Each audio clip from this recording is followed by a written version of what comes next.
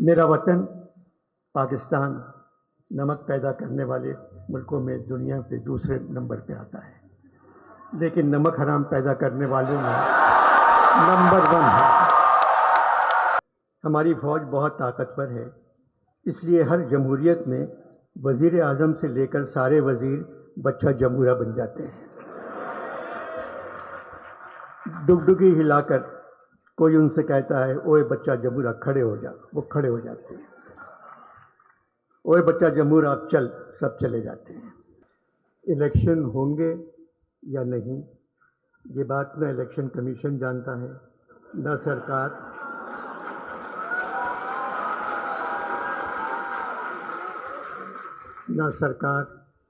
نہ عدالت، نہ خدا جانتا ہے۔ صرف فوج جانتی ہے، مگر وہ ان کو دیکھ کر مجھے ایسا لگا پاکستان کا مستقبل روشن ہے۔ 15-20 لوگ بیٹھے ہوئے تھے جن کے رشتہ دار موجودہ حکومت میں ہیں،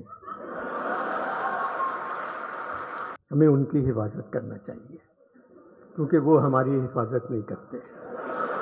تھیوری یہ ہے پاکستان میں جمہوری حکومت میں انسان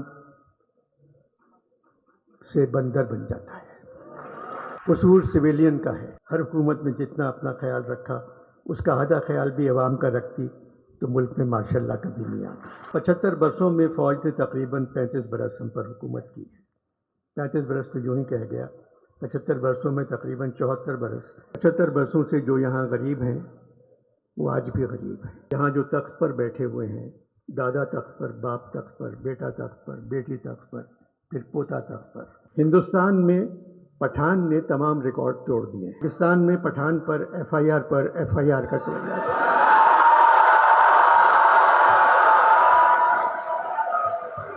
اور موجودہ حالات میں پاکستانی پٹھان کی کامیابی نظر نہیں آتی، مگر سنا ہے آنے والے الیکشن میں پاکستانی پٹھان کی ایڈوانس بکنگ ہندوستانی پٹھان سے زیادہ ہے۔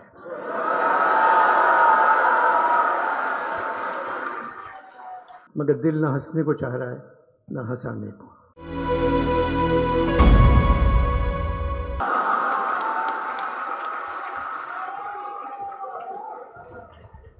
خاموش ہو گئی، پھر کہنے لگی انور صاحب بالا گھر پر ہی رہتا ہے۔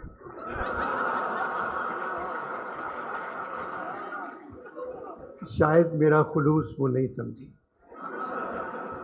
میں نے پوچھا کہاں کی ہو تو کہنے لگی گجرات۔ میں نے کہا مسلم لیگ قاف کی طرف ہو؟ بولی مسلم لیگوں نے قاعدے کی ایسی تیسی کر دی ہے، صرف کاف گاف بچ گئے ہیں۔ مجھے نہیں معلوم میں کس کی طرف ہوں۔ پڑھی لکھی ہو؟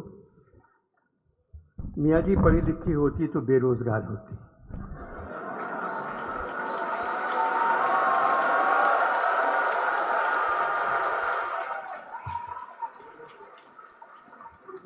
یہاں تو تنخواہ مل جاتی ہے۔ بہت سے لوگ میرے کمرے میں پھولوں کے گلدستے چھوڑ گئے تھے، میں نے کہا آپ سارے پھول لے جائیں۔ بولی بالا زندگی عذاب کر دے گا، یہ پھول کس نے دیے ہیں، یہی رہنے دیں، یہ کہہ کے چلی گئی۔ لاہور میں پھولوں کے موسم کی آمد ہے، مگر یوں لگتا ہے لاہور کے دل والے اس دفعہ پھولوں سے کہیں زیادہ الیکشن کے کھلنے کا انتظار کر رہے ہیں۔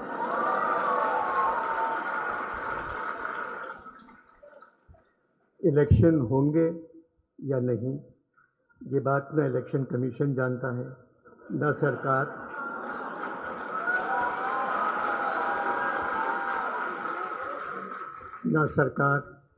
نہ عدالت، نہ خدا جانتا ہے۔ صرف فوج جانتی ہے، مگر وہ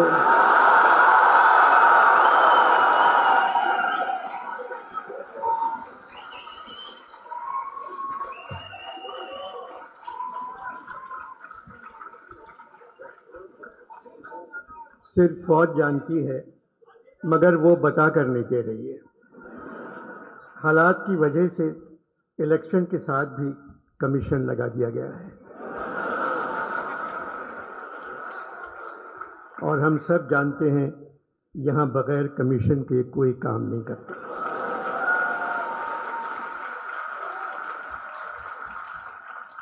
Pakistan literature festival, Karachi art council کے صدر محمد احمد شاہ رنگیلے نہیں ہیں، بہت اچھے انسان ہیں، مزدوروں سے زیادہ کام کرتے ہیں، ہر صوبے کے ادب کو زندہ رکھنا چاہتے ہیں، جو کام کرنا چاہتے ہیں کر گزرتے ہیں۔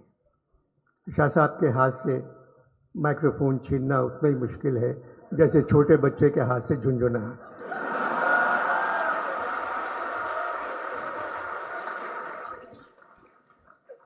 15 برسوں سے کراچی میں ادبی کانفرنس کروا رہے ہیں۔ اس سال 3 دنوں میں تقریباً 60,000 لوگ اس کانفرنس میں آئے۔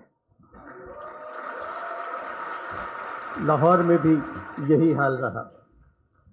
ان 3 دنوں میں میں نے پنجاب کے نوجوانوں کو دیکھا، آنکھوں میں چمک، پیشانی پر روشنی، چہرے درخشاں، ہاتھوں میں سیل فون، مگر پیشانی پر روشنی سیل فون کی نہیں تھی۔ ان کو دیکھ کر مجھے ایسا لگا پاکستان کا مستقبل روشن ہے۔ اس کانفرنس میں ادب پر بات ہو رہی ہے، ہال نمبر 1 بھرا ہوا ہے، لوگ کھڑے ہوئے ہیں، جگہ نہیں تھی۔ کلچر پر بات ہو رہی ہے، ہال بھرا ہوا ہے۔ مصوری، موسیقی اور تعمیر پر بات ہو رہی ہے، ہال بھرا ہوا ہے۔ حالات حاضرہ پر بات ہو رہی ہے، ہال خالی ہے۔ 15-20 لوگ بیٹھے ہوئے تھے جن کے رشتہ دار موجودہ حکومت میں ہیں۔ 4-5 لوگ ایسے تھے جن کا تعلق فوج سے ہے۔ جمہوریت میں جو بھی حکومت ہو، ہمیں اس کی عزت کرنا چاہیے، ہمیں ان کی حفاظت کرنا چاہیے، کیونکہ وہ ہماری حفاظت نہیں کرتے۔ مگر حکومت جمہوری ہے، ہماری فوج بہت طاقتور ہے، اس لیے ہر جمہوریت میں وزیر اعظم سے لے کر سارے وزیر بچہ جمہورہ بن جاتے ہیں۔ ڈگڈگی ہلا کر کوئی ان سے کہتا ہے اوئے بچہ جمہورہ کھڑے ہو جا، وہ کھڑے ہو جاتے ہیں۔ اوئے بچہ جمہورہ اب چل، سب چلے جاتے ہیں۔ بچہ جمہورہ کا تماشا ہم سڑکوں پر 75 سال سے دیکھ رہے ہیں۔ ایک آدمی کے ہاتھ میں ڈگڈگی، ایک بندر پر چادر پڑی ہوئی، ڈگڈگی میں آنے والا اس سے جو کہتا ہے بندر وہی کرتا ہے۔ ایک تھیوری ہے کہ انسان پہلے بندر تھا، مگر نئی تھیوری یہ ہے پاکستان میں جمہوری حکومت میں انسان سے بندر بن جاتا ہے۔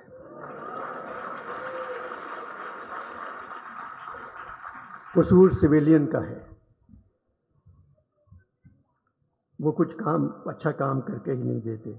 ہر حکومت میں جتنا اپنا خیال رکھا، اس کا آدھا خیال بھی عوام کا رکھتی تو ملک میں ماشاءاللہ کبھی نہیں آتا۔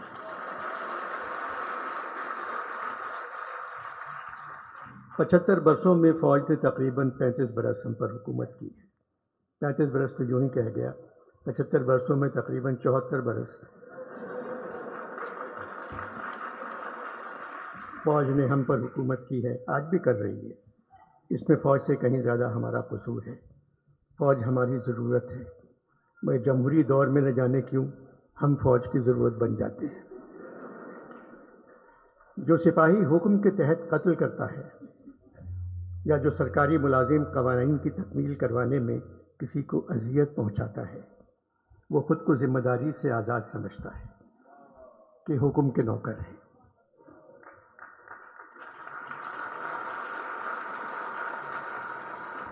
وہ کہتا ہے قانون ہم نے تو نہیں بنایا، وہ یہ بھول جاتا ہے کہ ہر عمل ایک عمل کرنے والے کی طرف لوٹتا ہے اور ان کا عمل بھی انہی کی طرف لوٹے گا۔ 75 برسوں سے جو یہاں غریب ہیں وہ آج بھی غریب ہیں۔ دادا غریب، باپ غریب، بیٹا غریب، پوتا غریب، نہ پیسہ، نہ تعلیم، نہ گھر، نہ کوئی مستقبل، ان کا کوئی حق نہیں۔ صرف ایک حق ہے، اگر غلطی سے کہیں الیکشن ہو جائے تو ان پہ ووٹ ڈالنا فرض ہے۔ 75 برسوں سے یہاں جو تخت پر بیٹھے ہوئے ہیں، دادا تخت پر، باپ تخت پر، بیٹا تخت پر، بیٹی تخت پر، پھر پوتا تخت پر، ایسا نہیں ہونا چاہیے۔ بہترین لوگ یقین سے محروم ہیں، جبکہ بدترین لوگ پرجوش وارفتگی سے بھرپور ہیں۔ احمد شاہ صاحب نے مجھے یہاں سنجیدہ گفتگو کرنے کے لیے نہیں بلایا تھا، مگر دل نہ ہنسنے کو چاہ رہا ہے نہ ہنسانے کو۔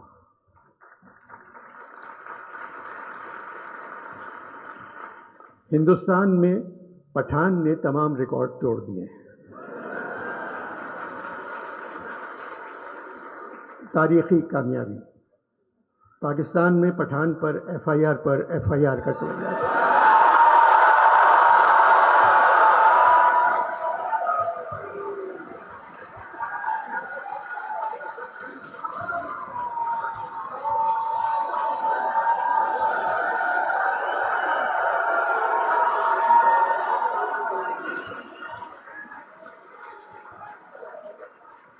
پاکستان میں پٹھان پر ایف آئی آر کٹوائی جا رہی ہے، اور موجودہ حالات میں پاکستانی پٹھان کی کامیابی نظر نہیں آتی، مگر سنا ہے آنے والے الیکشن میں پاکستانی پٹھان کی ایڈوانس بکنگ ہندوستانی پٹھان سے زیادہ ہے۔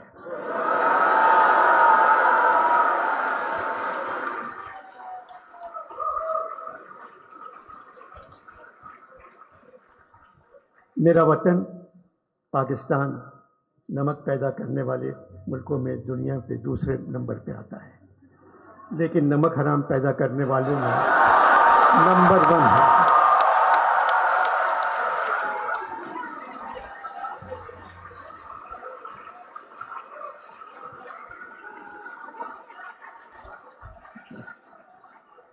لیکن نمک حرام پیدا کرنے والوں میں نمبر 1 ہے۔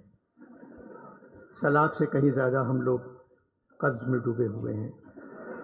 آئی ایم ایف سے بات چیت ختم ہو گئی، ان لوگوں نے کشکول کا منہ 50 گنا بڑھا کر ہمارے ہاتھ میں تھما دیا۔ اب کیا کریں؟ امیر پریشان ہیں کہ ڈالر مہنگا ہو گیا، غریب پریشان ہے روٹی مہنگی ہو گئی۔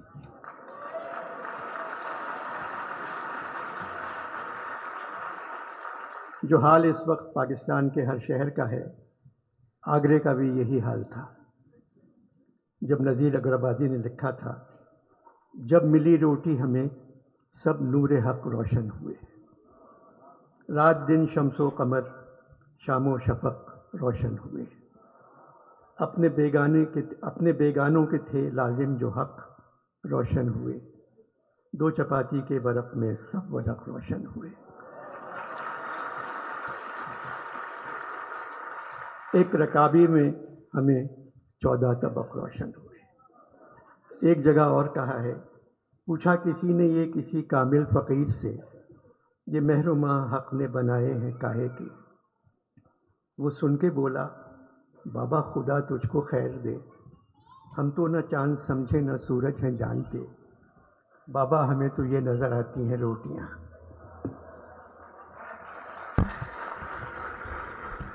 پچہتر سالوں سے جو بھی حکومت آئی، ہم نے صبر سے اس کا مقابلہ کیا،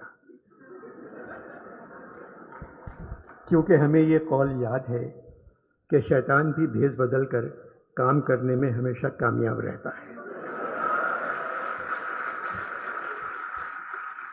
ہم تو صرف خاموش بیٹھے تماشا دیکھتے رہتے ہیں، اس نشان راہ سے دور جس کی عادت ہو گئی ہے، اس نقصان کا اندازہ بھی لگانے کی ہمت نہیں رہی جو ہم کو پہنچنے والا ہے۔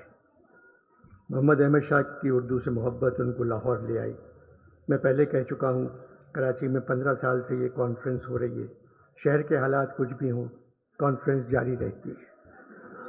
آرٹ کونسل کے باہر گولیاں چل رہی ہیں اور کانفرنس میں فیض صاحب پر بات ہو رہی ہے۔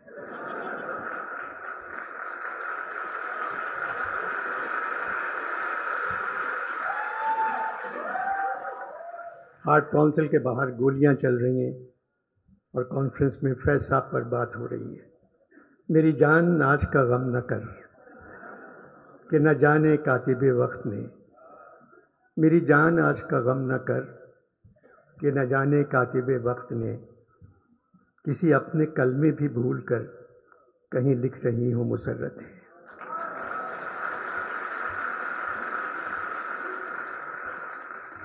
دیر سے آنکھ پہ اترا نہیں اشکوں کا عذاب، اپنے ذمے ہے تیرا قرض نہ جانے کب سے۔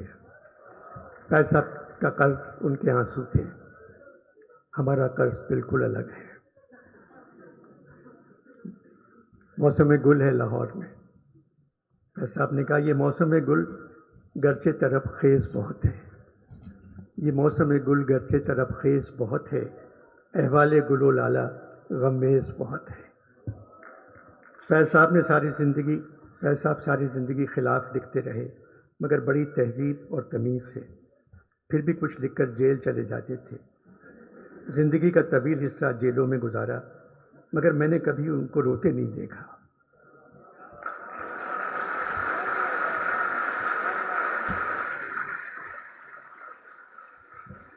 ایک مسکراہٹ چہرے پر بکھری ہوئی ہوتی تھی، کہتے تھے مسکرانے کے علاوہ اور کیا کر سکتے ہیں، نہ ہم بدل سکتے ہیں نہ یہ لوگ بدلنے کے قابل ہیں، جبکہ خود فوج میں کرنل تھے۔ آئی ایم ایف نے حکومت سے کہا وزیروں اور سرکاری افسروں کے اثاثے بتائیں۔ ایک زمانے میں حکومت نے فیض صاحب سے کہا تھا اپنے اثاثے بتاؤ، تو فیض صاحب نے کہا ہم خستہ تنوں سے محتسب ہو، کیا مال منال کا پوچھتے ہو، جو عمر سے ہم نے بھر پایا سب سامنے لائے دیتے ہیں۔ ہم خستہ تنوں سے محتسب ہو، کیا مال منال کا پوچھتے ہو، جو عمر سے ہم نے بھر پایا سب سامنے لائے دیتے ہیں۔ دامن میں ہے مشت خاک جگر، ساغر میں ہے خون حسرت میں، لو ہم نے دامن جھاڑ دیا، لو جام الٹائے دیتے ہیں۔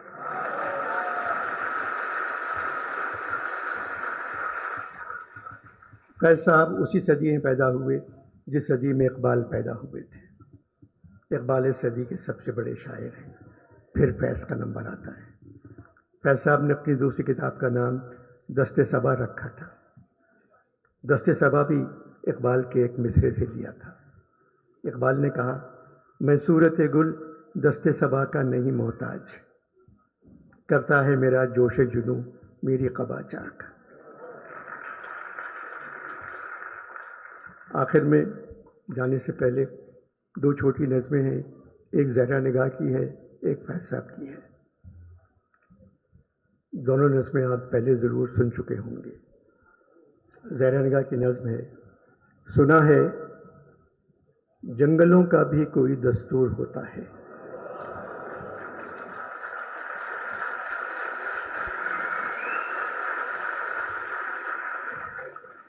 سنا ہے جنگلوں کا بھی کوئی دستور ہوتا ہے، سنا ہے شیر کا جب پیٹ بھر جائے تو وہ حملہ نہیں کرتا۔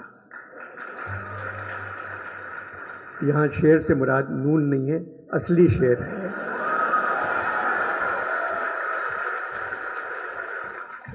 سنا ہے جنگلوں کا بھی کوئی دستور ہوتا ہے، سنا ہے شیر کا جب پیٹ بھر جائے تو وہ حملہ نہیں کرتا، درختوں کی گھنی چھاؤں میں جا کر لیٹ جاتا ہے۔ سنا ہے گھونسلے سے کوئی بچہ گر پڑے تو سارا جنگل جاگ جاتا ہے۔ ہوا کے تیز جھونکے جب درختوں کو ہلاتے ہیں تو مینا اپنے بچے چھوڑ کر کوے کے انڈوں کو پروں سے تھام لیتی ہے۔ سنا ہے جنگلوں کا بھی کوئی دستور ہوتا ہے، کسی ندی کے پانی میں بے کے گھونسلے کا گندمی سایہ لرزتا ہے تو ندی کی روپہلی مچھلیاں اس کو پڑوسی مان لیتی ہیں۔ کوئی طوفان آ جائے، کوئی پل ٹوٹ جائے تو کسی لکڑی کے تختے پر گلہری سانپ چیتا اور بکری ساتھ ہوتے ہیں۔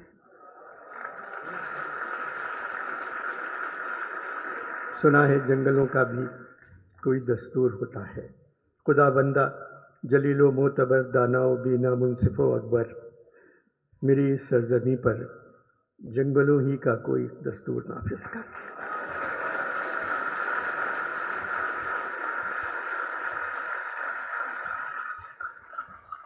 फैज़ साहब की आखिरी नज़मों में से एक है, छोटी सी नज़म है। मेरी तेरी निगाह में जो लाख इंतज़ार है, मेरी तेरी निगाह में जो लाख इंतज़ार है, जो मेरे तेरे तन बदन में लाख दिल फिगार है, जो मेरी तेरी उंगलियों की बेबसी से सब कलम नज़ार है, जो मेरे तेरे शहर की हर एक गली में मेरे तेरे नक्श पा के बेनिशा मज़ार है। अब इसके बाद चाहे पर्शियन पोइट्री हो, चाहे फ्रेंच पोइट्री हो, अंग्रेज़ी हो, ये तशबीह आपको कहीं नहीं मिलेगी जो फैज़ साहब ने दी है। जो मेरी तेरी रात के सितारे ज़ख्म ज़ख्म हैं, सितारों के कोने निकले, जो मेरी तेरी रात के सितारे ज़ख्म ज़ख्म हैं, जो मेरी तेरी सुबह के गुलाब चाट चाट हैं। ये ज़ख्म सारे बेदवा, ये चाक सारे बेरुफू, किसी पे राख चांद की, किसी पे ओस का लहू। यह है भी या नहीं बता, यह है कि महज जाल है मेरे तुम्हारे अनकबूत वहम का बुना हुआ। अनकबूत मकड़ी के जाले को कहते, मेरे तुम्हारे अनकबूत वहम का बुना हुआ। जो है तो इसका क्या करें, नहीं है तो भी क्या करें, बता बता बता।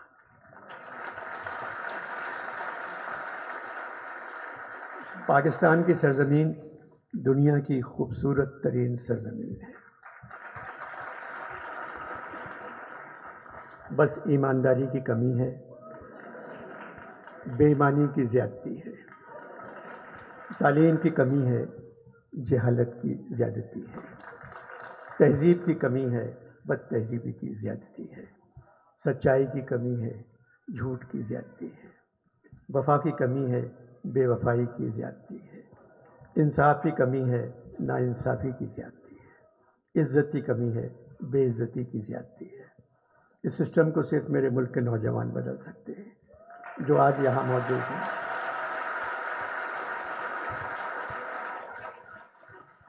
अमजद इस्लाम अमजद भी नौजवानों से यही कहते हुए चले गए, पाकिस्तान के नौजवान बज़्म जहाँ की रौनक हैं।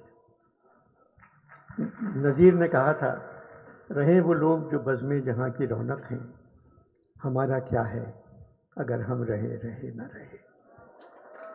पाकिस्तान जिंदाबाद।